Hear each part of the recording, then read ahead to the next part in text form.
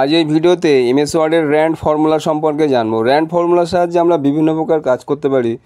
যদি বলা হয় যে এমন একটি ফর্মুলা ব্যবহার করো যেখানে এ টু জেড অ্যালফাবেটস থাকবে, তখন লিখতে হবে equal to RAND dot old bracket open 1, 1 bracket close করে এন্টার মারার সাথে সাথে আমরা দেখতে পাবো the quick bound Fox jump over the lazy dog, সমস্ত অ্যালফাবেটগুলো এখানে এসে গেছে।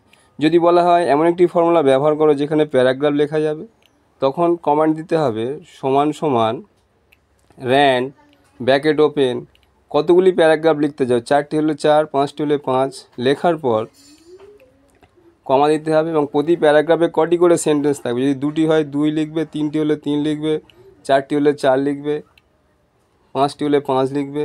এখানে 4 লেখার পর ব্র্যাকেট ক্লোজ করে এন্টার মারলে দেখো 5টি প্যারাগ্রাফ এবং প্রতি প্যারাগ্রাফে 4টি করে সেন্টেন্স এসে গেছে। এমনই গুরুত্বপূর্ণ ভিডিও দেখার জন্য চ্যানেলটিকে সাবস্ক্রাইব করে রাখবেন।